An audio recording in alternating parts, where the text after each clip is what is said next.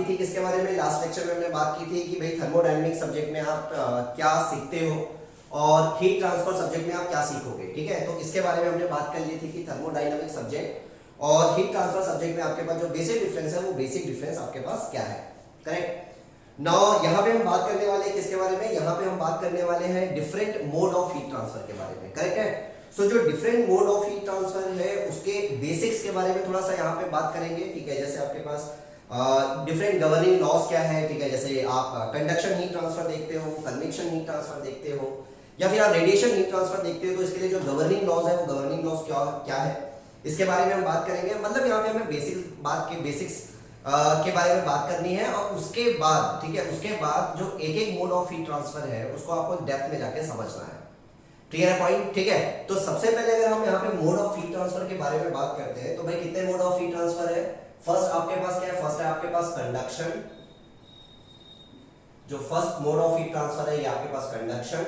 जो second mode of heat transfer है वो आपके पास क्या है, दैट इज कन्वेक्शन। और जो third mode of heat transfer है वो आपके पास क्या है, वो है आपके पास रेडिएशन, करेक्ट है। सो ये वाला जो पर्टिकुलर लेक्चर है, इस पर्टिकुलर लेक्चर में हम क्या बात करने वाले हैं, इस पर्टिकुलर लेक्चर में हम इन्हीं different mode of heat transfer के जो बेसिक गवर्निंग लॉज है उसके बारे में बात करेंगे और थोड़ा सा मैकेनिज्म के बारे में बात करेंगे कि भाई ये जो जैसे हम कंडक्शन हीट ट्रांसफर की बात करते हैं तो कैसे होता है, कन्वेक्शन हीट ट्रांसफर की आप बात करते हैं तो कैसे होता है, या रेडिएशन हीट ट्रांसफर की हम बात करते हैं तो कैसे होता है, ठीक है। इसके बारे में यहाँ पे हम बात करेंगे, क्लियर है पॉइंट इतना, ठीक है। तो सबसे पहले हम बात करते हैं कंडक्शन हीट ट्रांसफर के बारे में कि भाई एक्चुअली कंडक्शन हीट ट्रांसफर होता क्या है। कंडक्शन हीट ट्रांसफर के लिए जो रिस्पॉन्सिबल फैक्टर्स हैं, ठीक है, वो रिस्पॉन्सिबल फैक्टर आपके पास क्या है।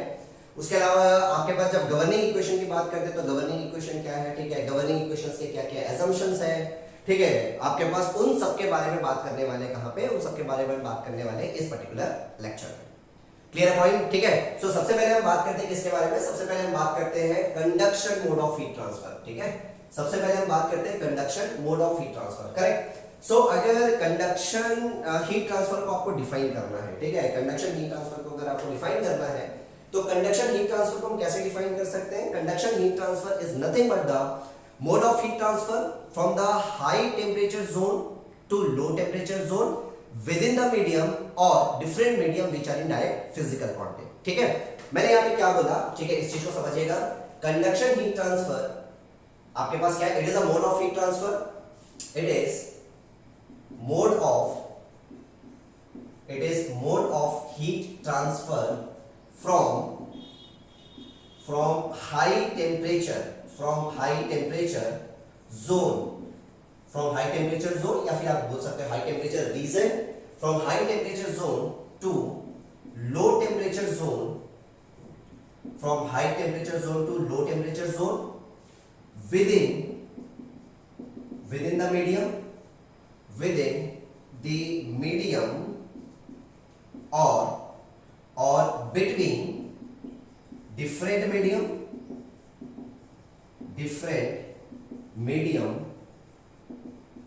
which are in direct physical contact, which are in direct physical contact, correct है, ठीक है। अच्छा, ये चीज समझने से पहले एक चीज और समझ लेना, ठीक है, जो आई थिंक लास्ट लेक्चर में मिस हो गया था, ठीक है। कई बार आपके पास ऑब्जेक्टिव क्वेश्चन जब फ्रेम होता है, ठीक है, आप जो छोटे मोटे एग्जाम देते हो, जैसे आपके पास जेईई का एग्जाम हो गया, ठीक है, ये सारे एग्जाम जो आप देते हो, स्टेट के एग्जाम्स हो गए, वहां पे कई बार आपके पास डायरेक्टली क्वेश्चन पूछता है कि जो हीट ट्रांसफर है, that heat transfer is governed by which law, ठीक है। तो थर्मोडायनेमिक्स में आप पढ़ते हो क्या, थर्मोडायनेमिक्स में आप पढ़ते हो जीरोथ लॉ के बारे में, फर्स्ट लॉ के बारे में, सेकंड लॉ के बारे में और थर्ड लॉ के बारे में, करेक्ट। सो कई बार आपके पास क्वेश्चन यही पूछा जाता है कि जो ये हीट ट्रांसफर का जो फिनोमेना है, भाई हीट ट्रांसफर बेसिकली है क्या हीट ट्रांसफर, तो that is nothing but the energy transfer because of the temperature difference, ठीक है। टेम्परेचर डिफरेंस के कारण से जो एनर्जी का जो ट्रांसफर होता है उसे हम क्या बोलते हैं, उसे हम बोलते हैं हीट ट्रांसफर। और आपके पास ये हीट ट्रांसफर कैसे होता है, from higher temperature body to lower temperature body, ठीक है, from higher temperature to lower temperature, ये सबको पता है, ठीक है। सो अगर मैं बात करता हूं, जैसे कि सिंपल एग्जांपल अगर समझे कि मान लो आपके पास क्या है, मान लो आपके पास एक ब्लॉक है, ये ब्लॉक हो गया और इस ब्लॉक का टेम्परेचर मान लो 300 डिग्री सेल्सियस है, करेक्ट।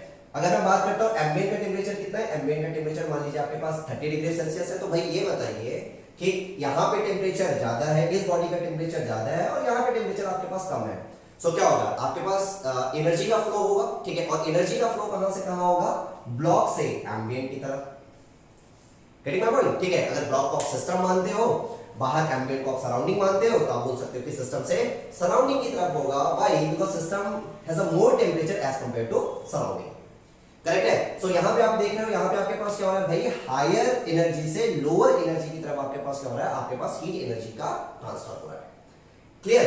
अब देखो, अब आपके पास जब क्वेश्चन पूछा जाता है कि heat transfer is governed by which law, ठीक है, तो heat transfer is governed by second law of thermodynamics, तो आंसर क्या होगा, heat transfer is governed by the second law of thermodynamics, ठीक है। सेकंड लॉ ऑफ थर्मोडायनेमिक्स आपको क्या बताता है, ठीक है, थर्मोडायनेमिक्स का थोड़ा बहुत भी आइडिया होगा तो आपको अच्छे से पता होगा, जैसे अगर हम जीरो लॉ के बारे में बात करते हैं, फर्स्ट लॉ के बारे में बात करते हैं, जैसे फर्स्ट लॉ बोलते हैं that this is nothing but the law of conservation of energy, ठीक है। वैसे अगर हम सेकंड लॉ ऑफ थर्मोडायनेमिक्स की बात करते हैं तो थर्मोडायनेमिक्स आपके पास एक तरीके का डायरेक्शनल लॉ है जो आपको बताता है कि ये जो प्रोसेस है, ये प्रोसेस इस डायरेक्शन में होगा, गेटिंग माय पॉइंट, और वो डायरेक्शन क्या है, वो डायरेक्शन है फ्रॉम हाई एनर्जी से लोअर एनर्जी, ठीक है। सो अगर हम सेकंड लॉ ऑफ थर्मोडायनेमिक्स की सेकंड लॉ ऑफ थर्मोडायनेमिक्स को अगर हम स्टेटमेंट के फॉर्म में बोले तो हम कैसे बोल सकते हैं कि सेकंड लॉ ऑफ थर्मोडायनेमिक्स हमें क्या बताता है कि जो एनर्जी का जो फ्लो होता है, वो एनर्जी का flow from higher energy to lower energy होता है नेचुरली, ठीक है। नेचुरली आपके पास जो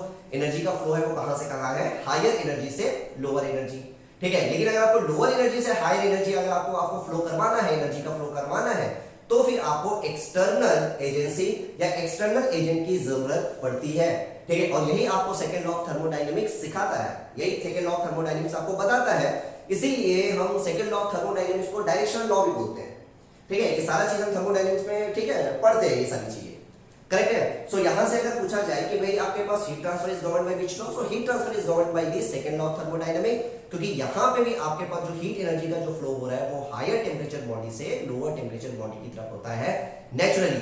जैसे कि अगर चाय है, ठीक है, तो आप अगर चाय का इनिशियल टेम्परेचर 70-80 डिग्री सेल्सियस है, उसको एम्बिएंट में रख दोगे 30 या 35 डिग्री सेल्सियस के एम्बिएंट में, तो आपको पता है चाय, ठीक है, आफ्टर सम टाइम चाय ऑटोमेटिकली क्या होगा, ठंडा होगा, नेचुरली क्या होगा, ठंडा होगा, और आपके पास सिस्टम का टेम्परेचर, मतलब जो चाय का जो टेम्परेचर है वो सराउंडिंग के टेम्परेचर के बराबर हो जाएगा, मतलब थर्मल इक्विलिब्रियम की कंडीशन जो है वो रीच कर जाएगा। लेकिन अगर आपके पास चाय गर्म हो गई है तो क्या अपने आप चाय अगर आपके पास ठंडी हो गई है तो क्या अपने आप गर्म होता है क्या? चाय अगर ठंडी हो गई है तो अपने आप क्या गर्म होता है? नहीं, उसके लिए आपको क्या करना पड़ता है, उसके लिए आपको उस चाय को आपको गैस में ले जाना पड़ता है, ठीक है, गैस ऑन करना पड़ता है, तब आप चाय को गर्म कर पाते हो। मतलब यहाँ पे जो गैस है वो गैस क्या है, आपके पास एक्सटर्नल एजेंट, ठीक है। तो यहाँ पे आप क्या कर रहे हो, एक्सटर्नल एजेंट प्रोवाइड कर रहे हो, ठीक है, अगर आपके पास एनर्जी का फ्लो करवाना है लो से हाई की तरफ। गेटिंग माय पॉइंट, ठीक है। सो कई बार आपके पास नंबर ऑफ टाइम्स इस टाइप का क्वेश्चन बनता है, तो हमेशा याद रखेंगे, ठीक है। आप नोट पॉइंट लिखना चाहो तो लिख सकते हो, heat transfer is governed by the second law of thermodynamics, ठीक है। यहाँ पे हम कंडक्शन हीट ट्रांसफर की नहीं बात कर रहे हैं, कन्वेक्शन की नहीं बात कर रहे हैं, यहाँ रेडिएशन की नहीं बात कर रहे हैं। यहाँ पे हम बोल रहे हैं कि heat transfer is governed by which law, so heat transfer is governed by the second law of thermodynamics. Clear हो इतनी बात, ठीक है। तो इसको आप नोट कर लीजिएगा दिमाग में, ठीक है। चलो नाउ नेक्स्ट आपके पास यहाँ से, ठीक है, वापस आते हैं भाई कंडक्शन हीट ट्रांसफर की तरफ। So conduction heat transfer, it is a mode of heat transfer from high temperature zone to low temperature zone within the medium, ये मैंने बोला, या फिर मैंने क्या बोला, या फिर different medium which are in direct physical contact, correct. अब देखिए, अब यहां से अगर देखोगे तो आपके पास यहाँ पे लिखा हुआ है विद इन द मीडियम, इसको ध्यान से समझिएगा, with in the medium. So with in the medium बोलने का मतलब क्या है, विद इन द मीडियम बोलने का मतलब ये है कि भाई ये जो कंडक्शन हीट ट्रांसफर है वो सॉलिड के अंदर भी हो सकता है, लिक्विड के अंदर भी हो सकता है और गैसेस के अंदर भी हो सकता है, ठीक है। अगर मैंने लिखा है with in the medium, so with in the medium का मतलब क्या है, विद इन द मीडियम का मतलब ये है कि आपके पास सॉलिड में भी हो सकता है, लिक्विड में भी हो सकता है और आपके पास क्या हो सकता है, आपके पास गैस में भी हो सकता है। मोस्ट प्रिडोमिनेंट कहां पे होगा, सो मोस्ट प्रिडोमिनेंट कहां पे होता है, मोस्ट प्रिडोमिनेंट होता है आपके पास सॉलिड में, और जो लिस्ट प्रिडोमिनेंट होता है वो कहां पे होता है, लिस्ट प्रिडोमिनेंट होता है आपके पास गैसेस में, करेक्ट है पॉइंट, ठीक है। सो आपके पास जो कंडक्शन हीट ट्रांसफर है वो सॉलिड में भी हो सकता है, मतलब विद इन द सॉलिड और विद इन द लिक्विड और विद इन द गैस। तो इसका मतलब विद इन द मीडियम का मतलब आपके पास यही है, ठीक है। अब यहाँ पे आपके पास सेकंड भी लिखा हुआ है कि different medium which are in direct physical contact, ठीक है। Different medium which are in direct physical contact वो क्या है वो मैं आपको बाद में समझाऊंगा, जस्ट थोड़ी देर के बाद आपको समझाता हूं, ठीक है। पहले यहाँ पे समझ लीजिए कि आपके पास विद इन द मीडियम अगर मैं बोलता हूं तो विद इन द मीडियम के बारे में थोड़ा सा समझ लेते हैं कि भाई विद इन द मीडियम का मतलब क्या है। ठीक है, तो जैसे कि अगर मैं फॉर एग्जांपल अगर मैं बात करता हूं, मान लीजिए आपके पास क्या है, मान लो आपके पास एक सॉलिड रॉड है। ठीक है, मान लो आपके पास क्या है, मान लो आपके पास एक सॉलिड रॉड है, ये आपके पास एक रॉड हो गया, this is a solid rod. और ये जो सॉलिड रॉड है, इस सॉलिड रॉड का ये जो एंड है, इस एंड को मैं बोल देता हूं ए, और इस एंड को मैं क्या बोल देता हूं, इस एंड को मैं बोल देता हूं बी। करेक्ट। अब देखो, अब ये जो सॉलिड रॉड आप देख रहे हो ना, इस सॉलिड रॉड के इस एंड को मैं क्या कर रहा हूं, एंड ए को मैं एक फ्लेम की हेल्प से, ठीक है, एक आपके पास फ्लेम है, इस फ्लेम के हेल्प से मैं क्या कर रहा हूं, इसको गर्म कर रहा हूं। ठीक है, इसको हीट एनर्जी में क्या कर रहा हूं, एंड ए को मैं क्या कर रहा हूं, एंड ए को मैं हीट एनर्जी क्या कर रहा हूं, हीट एनर्जी में सप्लाई कर रहा हूं। करेक्ट है, ठीक है, and this is the common thing. ठीक है, इसमें कोई बहुत बड़ा आपके पास ऐसा नहीं है कि कोई बहुत बड़ी चीज मैं आपको बता रहा हूं, सिंपल सी चीज बता रहा हूं। ठीक है, सो यहाँ पे आप देखोगे, अगर ये जो रॉड है, ये जो सॉलिड रॉड है, इस सॉलिड रॉड के एक एंड को अगर आप गर्म करते हो और दूसरे एंड को, इसको अगर आप हाथ से पकड़ के रखे हो, तो आप क्या देखोगे, ठीक है, क्या ऑब्जर्व करोगे कि कुछ टाइम के बाद आपको यहाँ पे हीट एनर्जी फील होना स्टार्ट हो जाएगा। ठीक है, एंड बी पे। Ready my point. ठीक है, अगेन आई एम सेइंग, कोई बहुत बड़ी बात नहीं बता रहा हूं। ठीक है, ये आपके पास, ठीक है, आप 7 ईयर के बच्चों को पूछोगे तो भी आपके पास वो बोलेगा कि आपके पास जो एंड बी है, एंड बी में आपके पास हीट एनर्जी का क्या होगा, हीट एनर्जी आपको ऑब्जर्व होगा। करेक्ट है। सो आप देखो, सबसे पहले ये समझिए कि आपके पास जो एंड ए, इस एंड ए पे जो हीट एनर्जी आप सप्लाई कर रहे हो, ये एंड बी तक आपके पास गया कैसे। ठीक है, which one is the mode of heat transfer, कौन सा मोड ऑफ हीट ट्रांसफर है। ठीक है, तो ये तो पक्की बात है कि ए से बी आपके पास क्या हो रहा है, ए से बी आपके पास हीट ट्रांसफर हो रहा है। बट क्वेश्चन ये है कि आपके पास ये जो मोड ऑफ हीट ट्रांसफर है, ये मोड ऑफ हीट ट्रांसफर है क्या। ठीक है, तो ये जो मोड ऑफ हीट ट्रांसफर है, इसी मोड ऑफ हीट ट्रांसफर को हम क्या बोलते हैं, कंडक्शन हीट ट्रांसफर। ठीक है, सो यहाँ पे आपको साफ साफ दिख रहा है कि आपके पास कंडक्शन हीट ट्रांसफर किसमें हो रहा है, विद इन द सॉलिड। ठीक है, आपके पास ए पे आप हीट एनर्जी सप्लाई कर रहे हो, कुछ टाइम के पास आपको हीट एनर्जी फील होना स्टार्ट हो जाएगा बी पे, इसी को हम क्या बोलते हैं, इसी को हम बोलते हैं conduction mode of heat transfer. Correct. अब देखो, अब आपके पास ए से लेके बी तक एनर्जी गई कैसे। ठीक है, आपके पास ए से लेके बी तक एनर्जी गई कैसे। ठीक है, सो ये तो समझ आ गया कि भैया कंडक्शन हो रहा है, लेकिन कंडक्शन के लिए क्या क्या फैक्टर रिस्पॉन्सिबल है। ठीक है, कौन कौन से फैक्टर है जिसके कारण से कंडक्शन हीट ट्रांसफर हो रहा है।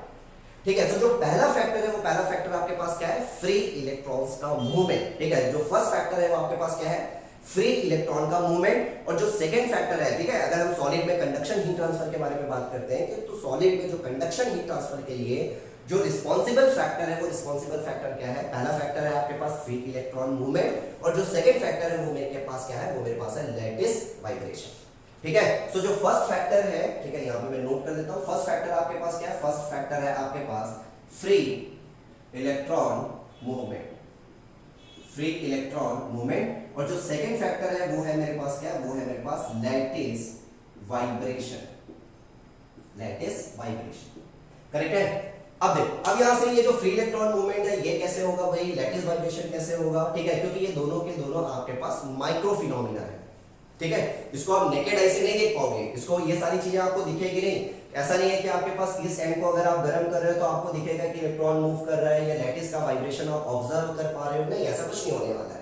ठीक है, तो ये आपके पास क्या है, ये आपके पास जो फ्री इलेक्ट्रॉन मूवमेंट की हम बात कर रहे हैं या लैटिस वाइब्रेशन की बात कर रहे हैं, ये आपके पास माइक्रो फिनोमिना है। इसीलिए तो कंडक्शन हीट ट्रांसफर को और हम क्या बोलते हैं, this is the micro mode of heat transfer. ठीक है, जो कंडक्शन हीट ट्रांसफर उसको और क्या बोलते हैं, that is called micro mode of heat transfer, because जो रिस्पॉन्सिबल फैक्टर है, ठीक है, उन रिस्पॉन्सिबल फैक्टर को आप नेकेड आई से ऑब्जर्व नहीं कर पाओगे। Clear point. ठीक है, चलिए अब यहां से सबसे पहले देखते हैं कि फ्री इलेक्ट्रॉन का मूवमेंट, फ्री इलेक्ट्रॉन का मूवमेंट कैसे रिस्पॉन्सिबल है। राइट, जैसे देखो एंड ए पे अगर आप देखोगे तो एंड ए पे, ठीक है, यहां पे आपके पास क्या हो गया, तो आपको पता है कोई भी अगर आप देखते हो, जैसे यहाँ पे एक सॉलिड रॉड है, तो ये सॉलिड रॉड आपके पास नंबर ऑफ मॉलिक्यूल से मिलकर बना होगा, एंड नंबर ऑफ मॉलिक्यूल्स है तो भाई डेफिनेटली आपके पास नंबर ऑफ इलेक्ट्रॉन भी प्रेजेंट होंगे। ठीक है, अब उसमें से हो सकता है, वो डिपेंड करेगा, ठीक है, मेटल है नॉन मेटल है, सो इलेक्ट्रॉन फ्री है या नहीं है, ये डिपेंड करेगा। ठीक है, सो वो बात की बात है।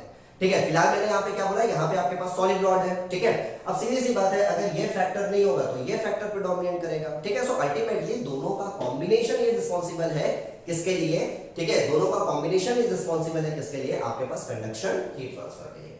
करेक्ट। सो मान लो आपके पास क्या है, मान लो आपके पास ये जो सॉलिड जो रॉड मैं बोल रहा हूँ, ये आपके पास मान लीजिए मेटल का है। ठीक है, जस्ट एज्यूम करिए कि आपके पास मेटल का है। ठीक है। सो यहाँ पे आपके पास क्या होगा भाई, यहाँ पे आपके पास जो फ्री इलेक्ट्रॉन है, ये फ्री इलेक्ट्रॉन क्या है, ये आपके पास फ्री इलेक्ट्रॉन प्रेजेंट है। ठीक है, वैसे यहाँ पे आप देखोगे, यहाँ पे भी आपके पास क्या है, यहाँ पे भी आपके पास इलेक्ट्रॉन प्रेजेंट है। Clear point. ठीक है, अब देखिए, अब अगर मैं एंड ए की बात करता हूं तो एंड ए पे आप हीट एनर्जी बाहर से सप्लाई कर रहे हो। सो यहां से अगर सप्लाई करोगे तो ये जो इलेक्ट्रॉन है, इन इलेक्ट्रॉन्स को एनर्जी मिलेगी कि नहीं। ठीक है, ये जो इलेक्ट्रॉन्स है जो आपके पास एंड ए पे है, ठीक है, उन इलेक्ट्रॉन्स को एनर्जी मिलेगी, और जब इलेक्ट्रॉन्स को एनर्जी मिलेगी तो वो इलेक्ट्रॉन रुकेगा नहीं। ठीक है, उन इलेक्ट्रॉन्स को अगर एनर्जी मिलेगी तो वो इलेक्ट्रॉन रुकेगा नहीं, तो वो मूव करेगा। ठीक है, किधर की तरफ मूव करेगा, जिधर आपके पास लेसर एनर्जी है। ठीक है, सो फ्रॉम हाई एनर्जी से लो एनर्जी आपके पास क्या होगा, ये इलेक्ट्रॉन क्या करेगा, ये इलेक्ट्रॉन मूव करेगा। तो ये आपके पास क्या है, ये आपके पास इलेक्ट्रॉन्स का मूवमेंट है। Clear point. ठीक है, सो अब देखिए एक चीज और ऑब्जर्व करोगे कि भाई क्या हो रहा है, इनिशियली मान लीजिए यहां पे आपके पास क्या था 100 इलेक्ट्रॉन्स, यहां पे आपके पास क्या था, यहां पे आपके पास था 100 इलेक्ट्रॉन्स। ठीक है, जस्ट एज्यूम करिए। ठीक है, न्यूमेरिकल वैल्यूज में बात कर लेते हैं समझने के लिए। यहां पे आपके पास क्या था 100 इलेक्ट्रॉन्स, और यहां पे भी आपके पास क्या था 100 इलेक्ट्रॉन्स। ठीक है, अब देखिए, अब आपके पास क्या है, एंड ए का जो इलेक्ट्रॉन है वो किधर की तरफ मूव कर रहा है, टुवर्ड्स द बी। ठीक है, बी की तरफ क्या कर रहा है, बी की तरफ मूव कर रहा है, और बी की तरफ अगर मूव कर रहा है तो अब भाई यहाँ पे जो इलेक्ट्रॉन है वो क्या होंगे, कम होना स्टार्ट हो जाएंगे। सो मान लीजिए यहाँ पे इलेक्ट्रॉन्स कितने हो गए, 50, करेक्ट, और यहाँ पे जो इलेक्ट्रॉन्स है वो इलेक्ट्रॉन्स कितने हो गए, टोटल इलेक्ट्रॉन्स यहाँ पे देखोगे तो कितने हो गए, ये हो गए 150। सो यहाँ पे आप क्या देख रहे हो, यहाँ पे इलेक्ट्रॉन, ठीक है, यहाँ पे इलेक्ट्रॉन कम है और यहाँ पे इलेक्ट्रॉन क्या हो रहा है, आपके पास बढ़ते जा रहा है। Getting my point. तो देखो इलेक्ट्रॉन के जो कंसंट्रेशन है, इलेक्ट्रॉन के कंसंट्रेशन में आपके पास क्या हो रहा है, डिफरेंस आ रहा है। ठीक है, और इलेक्ट्रॉन के कंसंट्रेशन में आपके पास डिफरेंस आ रहा है। तो अब क्या होगा भाई, अब ये होगा क्योंकि इधर आपके पास कम इलेक्ट्रॉन्स है, इधर आपके पास ज्यादा इलेक्ट्रॉन्स है, तो इलेक्ट्रॉन्स क्या करेगा, इलेक्ट्रॉन्स आपके पास इधर से फिर इधर की तरफ मूव करना स्टार्ट कर देगा। ठीक है, because of the concentration difference. ठीक है, कंसंट्रेशन डिफरेंस के कारण से क्या होगा, ठीक है, यहां का जो इलेक्ट्रॉन है वो आपके पास इस साइड मतलब टुवर्ड्स द ए आपके पास क्या करेगा, मूव करना स्टार्ट कर देगा। ठीक है, तो ये आपके पास क्या है, ये आपके पास फ्री इलेक्ट्रॉन मूवमेंट। सो इस वे में आपके पास क्या हो रहा है, इस वे में आपके पास जो हीट एनर्जी है वो हीट एनर्जी का आपके पास क्या हो रहा है, प्रोपगेशन हो रहा है। ठीक है, सो यहाँ पे जो इलेक्ट्रॉन जिसको एनर्जी मिली थी, ठीक है, ये जो इलेक्ट्रॉन जिसको एनर्जी मिली थी वो इधर की तरफ गया, मतलब बी की तरफ गया। ठीक है, सो ये इलेक्ट्रॉन ने क्या किया, अपनी एनर्जी यहाँ पे जो इलेक्ट्रॉन बैठे उनको दे दिया। ठीक है, ये जो इलेक्ट्रॉन्स है, इन इलेक्ट्रॉन्स ने क्या किया, अपनी जो एनर्जी है इन इलेक्ट्रॉन्स को देना स्टार्ट किया। ठीक है, सो भाई हो क्या रहा है, यहाँ पे जो एनर्जी इसने लिया था, अब इधर जाके उस एनर्जी को क्या कर रहा है, वो दूसरे इलेक्ट्रॉन्स को दे रहा है। और इस वे में आपके पास क्या होगा, इस वे में आपको फील होगा, ठीक है, कि भाई ये जो एंड बी है, ये एंड बी क्या हो रहा है, ये एंड बी भी आपके पास, ठीक है, धीरे धीरे धीरे करके आपके पास गर्म होता चला जाएगा। Getting my point. ठीक है, तो ये आपके पास क्या है, ये आपके पास फ्री इलेक्ट्रॉन मूवमेंट। ठीक, सेकंड आपके पास क्या है, सेकंड है आपके पास लैटिस वाइब्रेशन। ठीक है, अगेन आई एम सेइंग, ठीक है, ये आपके पास ये सारी चीजें माइक्रो फिनोमिना है। ठीक है, ये सारी चीजें आपको दिखेंगी नहीं। ठीक है, ये आप सिंपल ऐसा नहीं देख सकते कि इलेक्ट्रॉन मूव कर रहे हैं, ये सारी चीजें आपको दिखेंगी नहीं। ठीक है, सो आपके पास जो पहला फैक्टर था that is the free electron movement. Second factor आपके पास क्या है, सेकंड फैक्टर आपके पास लैटिस वाइब्रेशन। अब ये लैटिस वाइब्रेशन है क्या चीज, ठीक है। अब देखो, अब आपके पास ये जो आपके पास रॉड है, ये रॉड नंबर ऑफ मॉलिक्यूल से मिलके बना होगा। ठीक है, ना नंबर ऑफ मॉलिक्यूल से अगर मिलके बना है तो भाई ये आपके पास क्या है, ये आपके पास नंबर ऑफ मॉलिक्यूल्स हो गए। ठीक है, ये आपके पास नंबर ऑफ मॉलिक्यूल्स है। ठीक है, अब देखो होगा क्या आपके पास, ठीक है, जैसे आप इस एंड ए को आप क्या कर रहे हो, एंड ए को आप हीट एनर्जी जो है वो हीट एनर्जी आप सप्लाई कर रहे हो। सो हीट एनर्जी अगर आप सप्लाई कर रहे हो तो आपके पास क्या होगा, ये जो मॉलिक्यूल है, ठीक है, ये जो मॉलिक्यूल है, ये मॉलिक्यूल क्या करेगा, एनर्जी गेन करेगा, और जब एनर्जी गेन करेगा, जब एनर्जी यहां से ले लेगा इस फ्लेम से, तो क्या होगा, ठीक है, क्योंकि इसकी एनर्जी बढ़ गई तो ये क्या करेगा, हाई एम्पलीट्यूड से वाइब्रेट करना स्टार्ट कर देता है। ठीक है, ये जो मॉलिक्यूल है, ये मॉलिक्यूल क्या है, ये मॉलिक्यूल हाई एम्पलीट्यूड से क्या कर रहा है, हाई एम्पलीट्यूड से वाइब्रेट करना स्टार्ट कर देता है। सो वाइब्रेट करना स्टार्ट कर देगा तो क्या होगा भाई, ये जो अपने नेबर मॉलिक्यूल से, ठीक है, इस वे में आपके पास क्या कर रहा है, वाइब्रेट कर रहा है। सो होगा क्या, ये आपके पास जो उसके नेबर मॉलिक्यूल्स है, ठीक है, नेबर मॉलिक्यूल्स मतलब समझ रहे ना, पड़ोस वाला मॉलिक्यूल। सो इसको जाके क्या करेगा, स्ट्राइक करेगा। ठीक है, इसको स्ट्राइक करेगा तो ये अपनी एनर्जी इसको ट्रांसफर करेगा। ठीक है, फिर इसको एनर्जी मिली, इसको एनर्जी मिलेगी, ये भी वाइब्रेट करना स्टार्ट कर देगा। ठीक है, वाइब्रेट करेगा, इसको स्ट्राइक करेगा। ठीक है, अपने एनर्जी इसको सप्लाई की, इसने अपनी एनर्जी इसको सप्लाई की, और इस वे में आपके पास क्या हो रहा है, इस वे में आपके पास जो हीट एनर्जी है वो हीट एनर्जी आपके पास क्या हो रहा है, प्रोपोगेट हो रहा है एंड ए से एंड बी की तरफ। करेक्ट है। और ये जो आप देख रहे हो इसी को हम क्या बोलते हैं, इसी को हम बोलते हैं लैटिस वाइब्रेशन। ठीक है, सो दो फैक्टर रिस्पॉन्सिबल है, एक है आपके पास फ्री इलेक्ट्रॉन का मूवमेंट जो मैंने आपको पहला समझाया था, दूसरा आपके पास क्या है, दूसरा आपके पास लैटिस वाइब्रेशन। ये जो मॉलिक्यूल्स है ये मॉलिक्यूल्स वाइब्रेट करना स्टार्ट कर देगा और वाइब्रेट करेगा तो आपके पास क्या होगा, जो नेबर मॉलिक्यूल्स है वो नेबर मॉलिक्यूल्स को स्ट्राइक करेगा, अपनी एनर्जी ट्रांसफर करेगा और इस वे में एनर्जी का ट्रांसफर ए से बी की तरफ होगा। ठीक है, तो ये दो फैक्टर है, free electron movement and the lattice vibration. Clear हो गई बात? ठीक है, अब देखिए, अब आपके पास ये तो बात हो गई, हमने बात कर ली क्या, विद इन द मीडियम। ठीक है, और विद इन द मीडियम में मैंने आपको सॉलिड का एग्जांपल लेके मैंने आपको समझा दिया। करेक्ट। अब देखो, अब यहां पे अगर मैं बात करता हूं किसकी, अगर मैं बात करता हूं डिफरेंट मीडियम, ठीक है, which are in direct physical contact, इसका मतलब क्या है, different medium which are in direct physical contact, इसका मतलब क्या है। ठीक है, तो इसको समझना है, इसको समझने के लिए, ठीक है, इधर देखिएगा। चलो, तो आपके पास यहां पे मैं क्या करता हूं, यहां पे मान लो आपके पास एक सॉलिड स्टेशनरी प्लेट है, ये आपके पास हो गया सॉलिड स्टेशनरी प्लेट, और ये जो सॉलिड स्टेशनरी प्लेट आप देख रहे हो, this is solid stationary plate, और ये जो सॉलिड स्टेशनरी प्लेट आप देख रहे हो इसका जो टेम्परेचर है उसको मैं क्या बोल देता हूं, Ts। करेक्ट। अब देखो भाई, ये जो प्लेट है ना, इस प्लेट के ऊपर से, ठीक है, इस प्लेट के ऊपर से आपके पास फ्लूइड है, वो फ्लूइड क्या कर रहा है, ये फ्लूइड आपके पास कर रहा है, और ये जो फ्लूइड है, इस फ्लूइड की जो वेलोसिटी है इसको मैं क्या बोल देता हूं, यू इन्फिनिटिव। फ्लूइड मैकेनिज्म में आप पढ़ते हो यू इन्फिनिटिव को आप क्या बोलते हो, फ्री स्ट्रीम वेलोसिटी।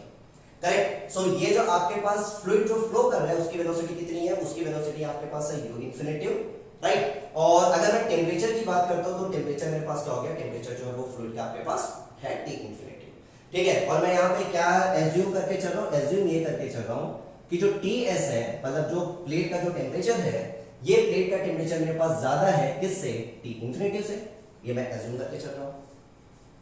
करेक्ट है। सो अब देखो, अब होगा क्या भाई, होगा ये कि क्योंकि ये जो फ्लूइड है, ठीक है, ये जो फ्लूइड है, ये फ्लूइड मेरे पास क्या है, ठंडा है as compare to the plate, plate का टेम्परेचर ज्यादा है, और प्लेट का टेम्परेचर ज्यादा है, ये फ्लूइड कांटेक्ट में आ रहा है किसके साथ, इस प्लेट के साथ। सो होगा क्या, because of the temperature difference, इस टेम्परेचर डिफरेंस के कारण से आपके पास क्या होगा, आपके पास हीट एनर्जी का फ्लो होगा कहां से कहां तक, इस सॉलिड से फ्लूइड की तरफ, यही होने वाला है। ठीक है, क्योंकि जो फ्लूइड का टेम्परेचर है वो कम है और सॉलिड का टेम्परेचर आपके पास ज्यादा है, तो हीट एनर्जी का फ्लो कहां से कहां होगा, हायर टेम्परेचर बॉडी से lower temperature body. Clear point इधर? ठीक है, अब देखिए, अब होगा क्या यहाँ पे अगर मैं बात करता हूं, ठीक है, यहाँ पे कोऑर्डिनेट सिस्टम भी अपन ड्रॉ कर लेते हैं, ये मेरे पास हो गया x एक्सिस और ये मेरे पास हो गया y एक्सिस। क्लियर? अब देखिए, अब यहाँ पे अगर मैं बोलता हूं, ठीक है, at y is equal to 0, आपने पढ़ा होगा फ्लूइड मैकेनिक्स में, आपने पढ़ा होगा नो स्लीप कंडीशन के बारे में। ठीक है, नो स्लीप कंडीशन। अब ये नो स्लीप कंडीशन भाई क्या है, ये जो नो स्लीप कंडीशन की हम बात कर रहे हैं, ये नो स्लीप कंडीशन एक्चुअली है क्या?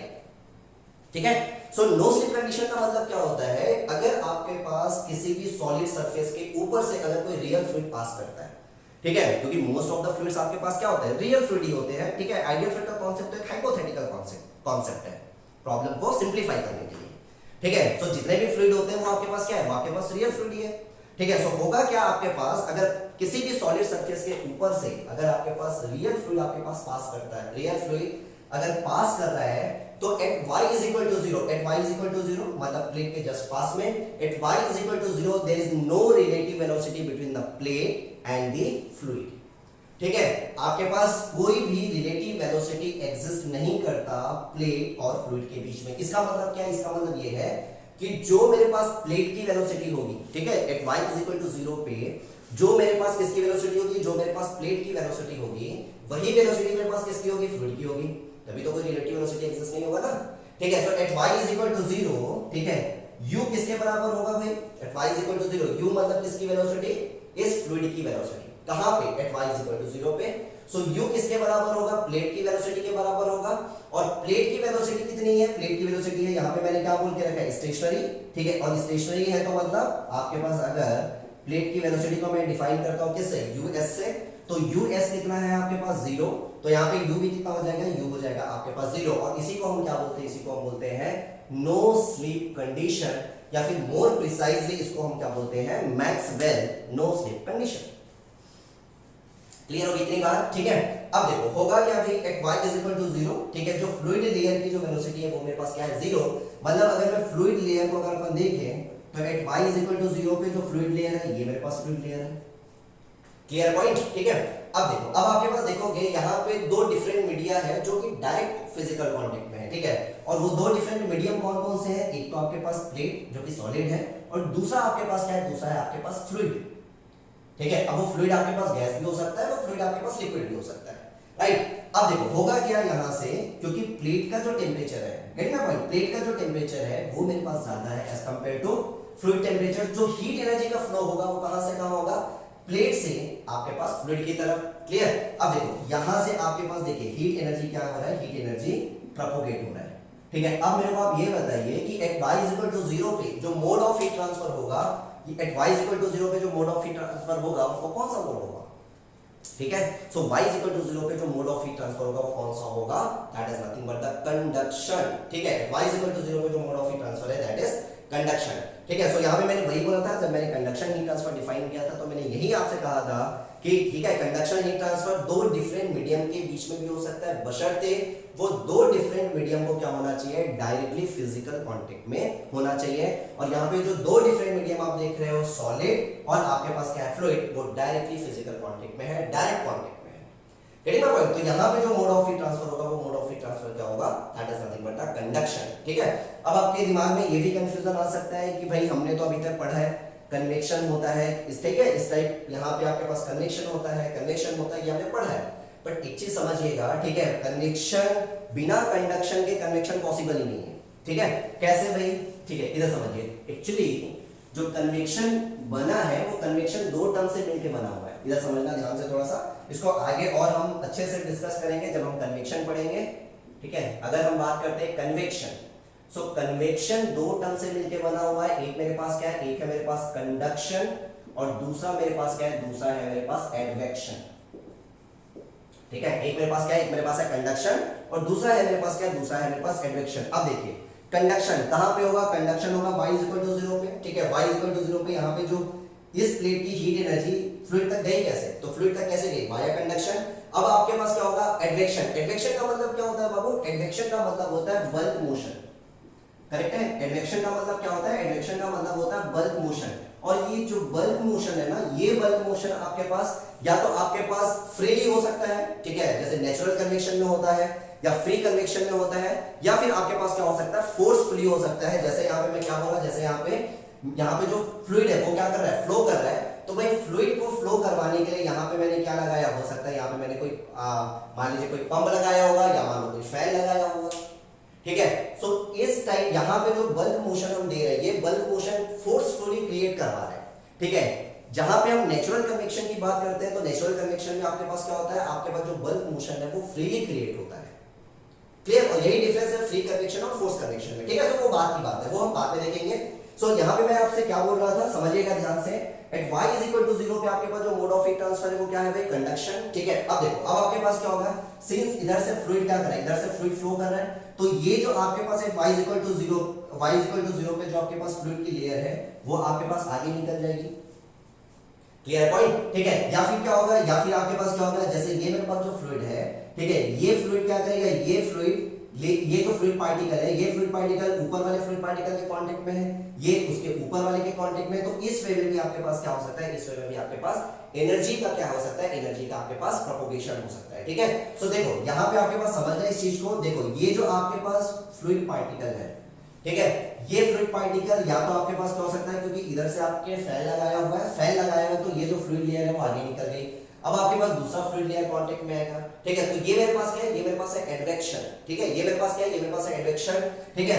यहाँ पे जो आपके पास समझना ध्यान से, ये देखो, ये जो पार्टिकल है ये आपके पास ऊपर वाला पार्टिकल है, इस पार्टिकल से इस पार्टिकल को जो हीट ट्रांसफर होगा वो क्या होगा, कंडक्शन, क्योंकि यहाँ पे दोनों के दोनों जो पार्टिकल है वो डायरेक्टली कांटेक्ट में है उस फ्लूइड के, क्लियर पॉइंट, ठीक है। सो जब हम कन्वेक्शन पढ़ते हैं तो कन्वेक्शन में कंडक्शन होगा ही होगा, चाहे वो conduction y is equal to 0 पे डिफरेंट मीडियम के बीच में बोल लीजिए, या फिर आप क्या बोल सकते हो, आपके पास दो फ्लूइड पार्टिकल के बीच में जो कि डायरेक्टली कांटेक्ट में है उनके बीच में भी क्या होगा, उनके बीच में भी आपके पास कंडक्शन होता है, ठीक है, इसलिए तो हमने बोला, हमने क्या बोला कि आपके पास जो conduction mode of heat transfer है विद इन द मीडियम, समझना ध्यान से, मैंने क्या बोला, मैंने बोला विद इन द मीडियम। ठीक है, मतलब आपके पास सॉलिड के अंदर भी हो सकता है, लिक्विड के अंदर भी हो सकता है, गैसेस के अंदर भी हो सकता है, या दो different medium which are in direct physical contact. ठीक है, सो कन्वेक्शन के लिए क्या इंपॉर्टेंट है, कन्वेक्शन के लिए इंपॉर्टेंट होता है एडवेक्शन, बल्क मोशन। और ये जो बल्क मोशन है, ये बल्क मोशन आपके पास फ्रीली भी हो सकता है, फ्री हो सकता है, या फिर आपके पास क्या हो सकता है, आपके पास फोर्सफुली भी हो सकता है। Clear point? ठीक है, तो वो सब आगे बात की बात है। ठीक है, सो जो पहला मैंने आपको कंडक्शन की डेफिनेशन समझाई थी, ठीक है, सारी चीजें होप सो आपको क्लियर हो गई होगी। ठीक है, नाउ नेक्स्ट आपके पास अगर हम बात करते हैं गवर्निंग लॉ। ठीक है, नेक्स्ट क्या बात करने वाले हैं, नेक्स्ट हम बात करने वाले हैं कि भाई जो कंडक्शन हीट ट्रांसफर के लिए जो गवर्निंग लॉ है, वो गवर्निंग लॉ कौन सा है। सो कंडक्शन हीट ट्रांसफर के लिए जो गवर्निंग लॉ है वो है मेरे पास क्या है, वो है मेरे पास Fourier law of heat conduction. ठीक है, नाउ नेक्स्ट लिखिएगा governing equation, sorry governing law, governing law, correct. So governing law मेरे पास क्या है, गवर्निंग लॉ है मेरे पास Fourier law of heat conduction, Fourier law of conduction. ठीक है, सो अगर हम बात करते हैं किसकी, अगर हम बात करते हैं गवर्निंग लॉ, सो कंडक्शन के मेरे पास जो गवर्निंग लॉ है, वो गवर्निंग लॉ क्या है मेरे पास, Fourier law of heat conduction या फिर Fourier law of conduction. So चलिए नेक्स्ट बात करते हैं किसके बारे में, नेक्स्ट बात करते हैं Fourier law of heat conduction. ठीक है, सो कंडक्शन के लिए जो गवर्निंग लॉ है वो कौन सा लॉ है, Fourier law of heat conduction. ठीक है, so Fourier law is the governing equation for the conduction heat transfer. Clear? अब ये फूरियर लॉ क्या है, ठीक है, सो उसको समझते हैं। फूरियर इक्वेशन जो निकल के आएगा, ठीक है, जो एंड में आपके पास मैथमेटिकल एक्सप्रेशन निकल के आएगा, उसको हम समझते हैं। क्लियर? अब एक चीज और समझिएगा, ठीक है, जो आप एंड में मैथमेटिकल एक्सप्रेशन देखोगे, ठीक है, जो फूरियर लॉ का जो मैथमेटिकल एक्सप्रेशन आप देखोगे, ये फर्स्ट प्रिंसिपल से डिराइव नहीं होता। ठीक है, ये आपके पास फर्स्ट प्रिंसिपल से डिराइव नहीं है, ये आपके पास एक ऑब्जर्वेशन है। ठीक है, ये ऑब्जर्वेशन है, किसका ऑब्जर्वेशन है, ये आपके पास फूरियर का ऑब्जर्वेशन है। ठीक है, फूरियर ने प्रैक्टिकल किया, ठीक है, इसको आप ऐसा समझिए, फूरियर ने प्रैक्टिकल परफॉर्म किया, और फूरियर ने प्रैक्टिकल परफॉर्म करने के बाद, ठीक है, जो भी ऑब्जर्वेशन था उस ऑब्जर्वेशन को कंक्लूड किया। ठीक है, और वो जो ऑब्जर्वेशन है, वो ऑब्जर्वेशन क्या क्या है, ठीक है, इसको समझिएगा ध्यान से। ठीक है, सो मान लो आपके पास क्या है, मान लो आपके पास, ठीक है, ये आपके पास स्लैब है। ठीक है, चलिए ये मेरे पास क्या हो गया, स्लैब बोल लीजिए, या इसी को आप वॉल बोल लो। ठीक है, ये मेरे पास वॉल, और ये जो वॉल है, इस वॉल की जो थिकनेस है, ठीक है, ये वॉल की जो थिकनेस है वो मेरे पास क्या है, इसको मैं बोल देता हूं, ये मेरे पास क्या है, ये मेरे पास है dx। ठीक है, और ये जो फेस है, इस फेस को मैं बोलता हूं लेफ्ट फेस है, और ये इसको मैं बोलता हूं राइट फेस है। सो ये मेरे पास लेफ्ट फेस हो गया, और इधर वाला ये जो फेस है, ये मेरे पास क्या है, ये मेरे पास है राइट फेस। लेफ्ट फेस का जो टेम्परेचर है, ठीक है, ये टेम्परेचर मैं बोल देता हूं, ये मेरे पास कितना है, T प्लस ये हो गया मेरे पास dt, और जो राइट फेस का जो टेम्परेचर है उसको मैं क्या बोल देता हूं, उसको मैं बोल देता हूं, ये मेरे पास क्या है, ये मेरे पास है T। करेक्ट है, और जो आपके पास क्रॉस सेक्शन एरिया है, वो क्रॉस सेक्शन एरिया, इसको मैं क्या बोल देता हूं, उसको मैं बोल देता हूं A। करेक्ट है, तो बिल्कुल ये ऐसा ही है, समझना ध्यान से। ठीक है, जैसे कि मान लो ये मेरे पास क्या है, ये मेरे पास एक स्लैब है, ठीक है, या ये वॉल है, समझ लो। ठीक है, आप सामने से देख रहे हो, सामने से देखोगे तो आपको ये दिखेगा, यही आपको दिख रहा होगा, और ये जो थिकनेस है, ये थिकनेस मेरे पास dx है। इस फेस का टेम्परेचर मेरे पास कितना है, T प्लस dt। ठीक है, और इस फेस का जो टेम्परेचर है वो मेरे पास कितना है, वो मेरे पास है T। Correct, cross section area मतलब ये वाला एरिया, ठीक है, ये वाला एरिया जो है वो मेरे पास क्या है, वो मेरे पास है A। करेक्ट, अब देखिए, अब यहां से अगर ये जो स्लैब आप देख रहे हो, ठीक है, ये जो स्लैब या फिर वॉल जो आप देख रहे हो, चलो भाई, ठीक है, क्या समझ आएगा, यहां से ये समझ आएगा कि अगर आप लेफ्ट फेस का जो टेम्परेचर देख रहे हो वो कितना है, T plus dt, right face का जो टेम्परेचर है वो मेरे पास कितना है, वो मेरे पास है T।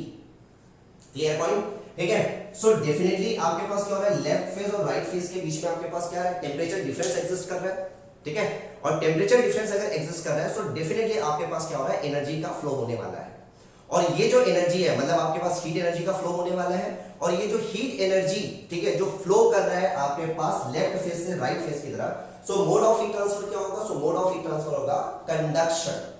ठीक है, क्योंकि अभी हमने थोड़ी देर पहले वही तो पढ़ा कि आपके पास क्या होगा, with in the solid wall, ठीक है, with in the solid wall आपके पास जो रेट ऑफ हीट ट्रांसफर होगा, या फिर आपके पास जो हीट एनर्जी का ट्रांसफर होगा, उसके लिए जो मोड होगा वो मोड कौन सा होगा, that is nothing but the conduction heat transfer. Clear point, ठीक है। सो यहां से अगर देखोगे सो इस फेस का टेम्परेचर कितना है T प्लस dt, इस फेस का टेम्परेचर कितना है T, टेम्परेचर डिफरेंस एग्जिस्ट कर रहा है। सो डेफिनेटली हीट एनर्जी का आपके पास फ्लो होने वाला है। और ये जो हीट एनर्जी फ्लो हो रहा है, ठीक है, ये किस मोड से हो रहा है, कंडक्शन से हो रहा है, ठीक है। सो ये आपको शो करना है। तो ये हो गया मेरे पास कंडक्शन हीट ट्रांसफर। और यहां पे हम बात करेंगे किसके बारे में, यहां पे हम बात करेंगे rate of conduction heat transfer, ठीक है। यहां पे हमें कंडक्शन हीट ट्रांसफर से मतलब नहीं है, यहां पे हमें मतलब किससे, rate of conduction heat transfer, correct है। और जब भी हमें रेट वाला टर्म हम जब शो करते हैं, ठीक है, जो रेट वाला टर्म है जब हम शो करते हैं तो हम कैसे शो करते हैं भाई, जैसे मास फ्लो रेट, ठीक है। अगर मैं आपसे बोलूं मास फ्लो रेट को आप कैसे शो करते हो, सो मास फ्लो रेट को आप कैसे शो करते हो, ये हो गया m डॉट, करेक्ट है।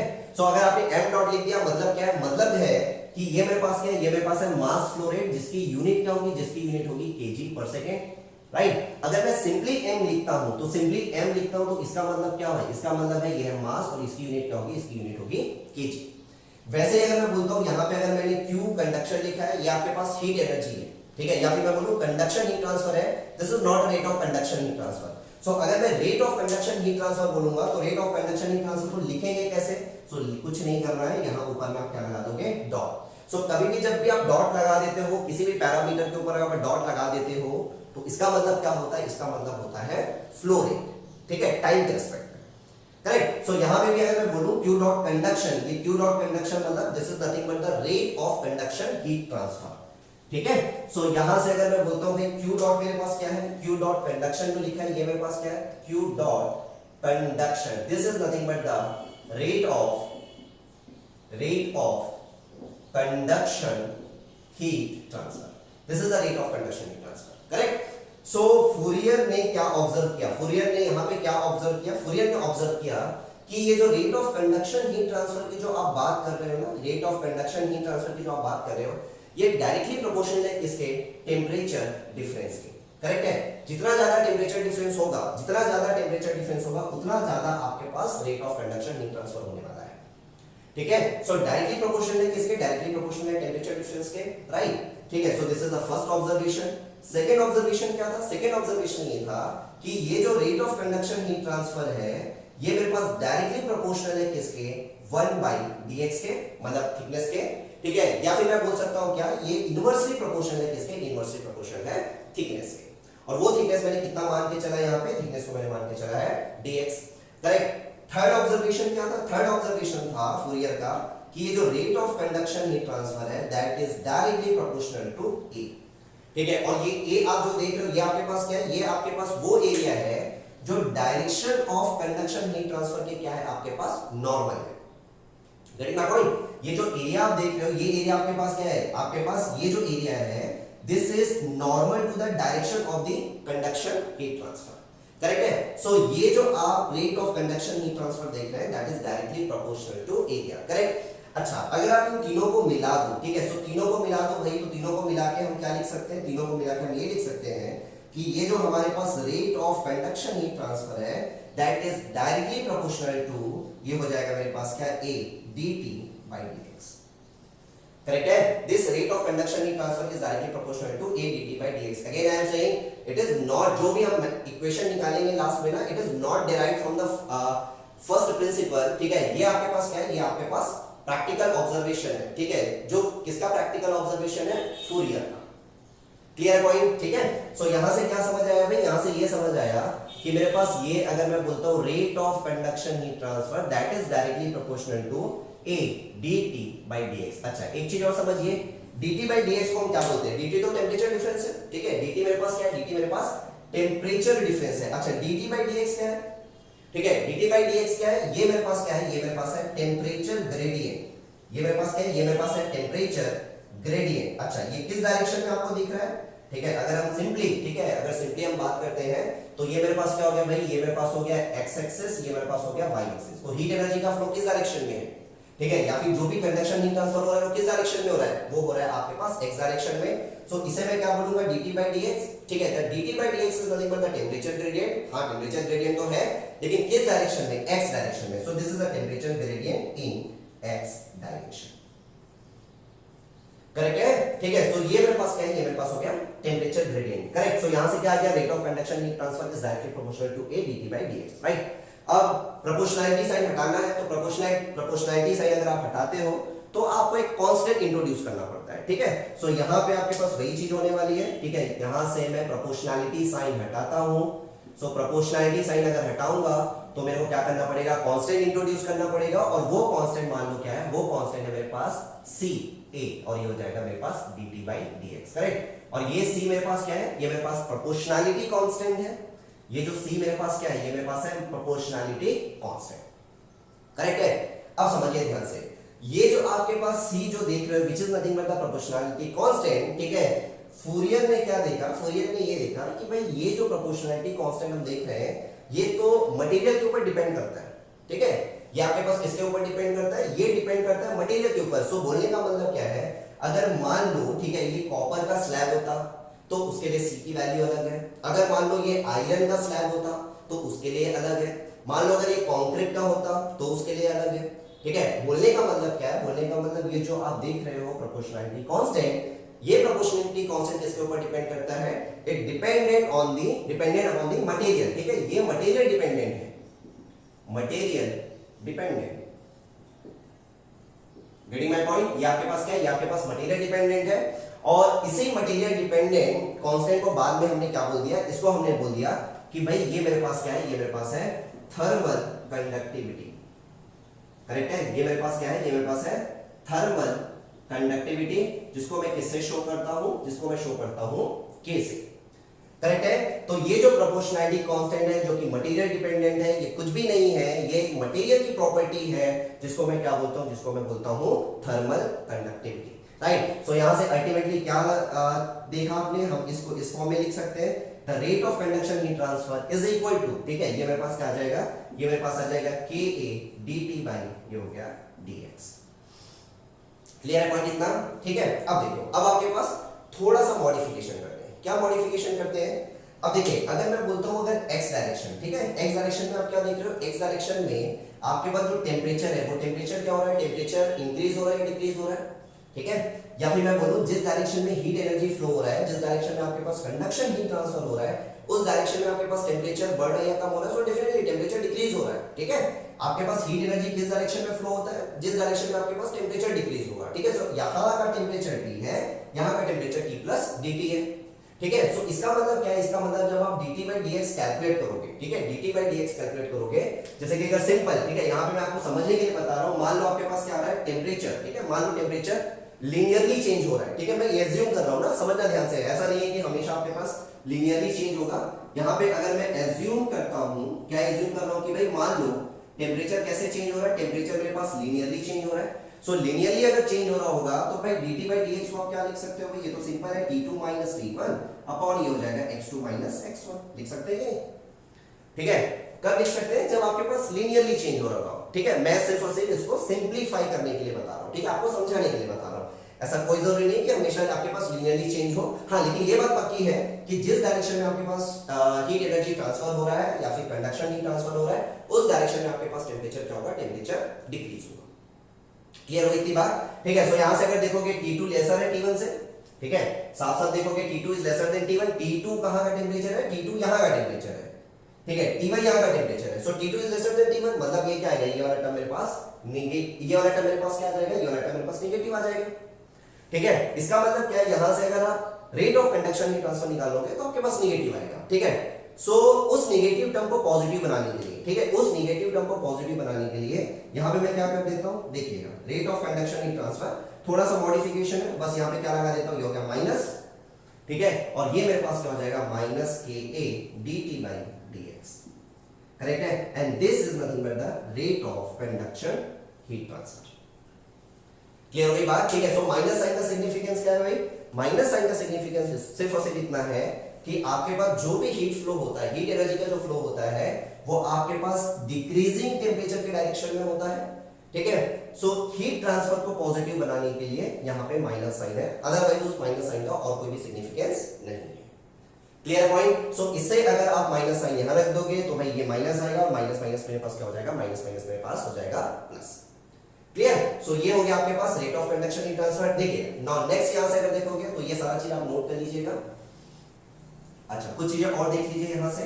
अगर यहां से देखोगे भाई rate of conduction heat transfer, rate of conduction heat transfer, ठीक है, डिवाइडेड बाय ए को अगर मैं नीचे ले आऊं तो इधर मेरे पास क्या बचेगा भाई, इधर मेरे पास बचेगा माइनस के, और ये मेरे पास क्या हो गया dt बाई dx, करेक्ट है। और इसको हम किससे शो करते हैं, इसको हम शो करते हैं स्मॉल q डॉट से, ठीक है, इसको हम किससे शो करते हैं, इसको हम शो करते हैं स्मॉल q डॉट से, ठीक है, और स्मॉल q डॉट से शो करते हैं, इसको हम क्या बोलते हैं, इसको हम बोलते हैं हीट फ्लक्स। ये मेरे पास क्या है, ये मेरे पास है क्या, हीट फ्लक्स, करेक्ट। और इसकी यूनिट क्या हो जाएगी, ठीक है, q डॉट की यूनिट क्या हो जाएगी, ठीक है, जैसे q डॉट, ठीक है, ये जो q डॉट है इसकी यूनिट क्या होगी, ठीक है, इसकी यूनिट होगी वॉट, ठीक है, ये जो आप देख रहे हो इसकी यूनिट क्या होगी, इसकी यूनिट होगी वॉट, क्योंकि है क्या बेसिकली ये एनर्जी पर यूनिट टाइम, वही तो है ना, energy per unit time, so energy per unit time that is nothing but the what, ठीक, तो इसकी यूनिट क्या हो जाएगी भाई, इसकी यूनिट हो जाएगी वॉट पर मीटर स्क्वायर, ये हो गया, ठीक। सो दूसरे वे में हम क्या लिख सकते हैं, that is nothing but the, ये हो गया मेरे पास conduction heat flux, this conduction heat flux is nothing but the minus K, ये हो जाएगा मेरे पास क्या, dt by dx, करेक्ट है। सो इस वे में भी आप लिख सकते हैं, क्लियर, राइट। अब आपके पास यहां से मैंने बताया, ये आपके पास के मेरे पास क्या है, के मेरे पास थर्मल कंडक्टिविटी है, थर्मल कंडक्टिविटी से, ठीक है, आपके पास जो थ्योरेटिकल क्वेश्चन बनता है, ठीक है, थ्योरेटिकल क्वेश्चन कभी कभी आपके एग्जाम में पूछ लेता है, ठीक, तो थर्मल कंडक्टिविटी से आपके पास, ठीक है, कुछ क्वेश्चंस बनते हैं, वो किस टाइप के क्वेश्चन बनते हैं वो मैं आपको आगे के जो वीडियोस आएंगे उसमें मैं डिस्कस करूंगा। बट यहाँ पे अगर आप देखोगे तो यहाँ पे मैंने क्या किया, यहाँ पे मैंने, ठीक है, Fourier law of heat conduction के बारे में बात किया, और ये मेरे पास क्या है, ये मेरे पास है कंडक्शन हीट ट्रांसफर के लिए मेरे पास मैथमेटिकल इक्वेशन, सिंपली सेज भाई rate of conduction heat transfer is nothing but the minus के a dt by dx, ठीक है, के मेरे पास क्या है, that k is nothing but the thermal conductivity, ठीक है, अलग से मैं बात करूंगा थर्मल कंडक्टिविटी के बारे में, ठीक है, ए मेरे पास क्या है, एरिया, ठीक है, ए को ध्यान से समझिएगा, ए मेरे पास क्या है, area which is normal to the direction of the heat flow, ठीक है, अगर मैं ए को बोलता हूं, ए मेरे पास क्या है, ठीक है, सो यहां से लिख देता हूं, ये ए मेरे पास क्या है, this is nothing but the area normal, area normal to direction of heat flow, correct है पॉइंट, ठीक है। नाउ dt by dx क्या है, so dt by dx is nothing but the temperature gradient in x direction, या जिस भी direction में आपके पास हीट एनर्जी का फ्लो हो रहा है, या जिस भी डायरेक्शन में आपके पास कंडक्शन हीट ट्रांसफर हो रहा है, उस डायरेक्शन में आपके पास क्या है, उस डायरेक्शन में आपके पास टेंपरेचर ग्रेडियंट, करेक्ट है। सो यूनिट्स के बारे में भाई k की यूनिट क्या होती है, ठीक है, ये सब आगे नेक्स्ट लेक्चर में बात करेंगे, ठीक है, फिलहाल इतना सारा चीज आप नोट कर लीजिएगा, ठीक है। सो मैंने क्या क्या समझाया, मैंने आपको बताया कि conduction heat transfer, conduction heat transfer होता क्या है, कंडक्शन हीट ट्रांसफर के जो रिस्पांसिबल फैक्टर्स है वो क्या है, ठीक है, गवर्निंग इक्वेशन क्या है, सो गवर्निंग इक्वेशन आपके पास Fourier law of heat conduction, Fourier law of heat conduction, Fourier law of heat conduction का जो मैथमेटिकल फॉर्म है, वो मैथमेटिकल फॉर्म क्या है वो मैंने आपको बताया, ठीक है। अब एक चीज और समझिएगा, ठीक है, that is the most important thing जो मैं नेक्स्ट लेक्चर में आपको बताऊंगा, assumption, ठीक है। जब फूरियर ने ये प्रैक्टिकल ऑब्जर्वेशन जब फूरियर ने प्रैक्टिकली इस चीज को ऑब्जर्व किया, ठीक है, और जब उसने ये जो मैथमेटिकल एक्सप्रेशन है, ये मैथमेटिकल एक्सप्रेशन लिखा, ठीक है, सो उसके लिए क्या क्या इंपॉर्टेंट assumptions है, ठीक है, वो assumptions इंपॉर्टेंट है, ठीक। सो वो assumptions के बारे में भी हम नेक्स्ट लेक्चर में क्या करेंगे, नेक्स्ट लेक्चर में बात करेंगे, ठीक है। सो इतना होप आपको क्लियर हो गया होगा, ठीक है, बाकी अपन नेक्स्ट लेक्चर में करते हैं, ठीक है, चलो, थैंक यू।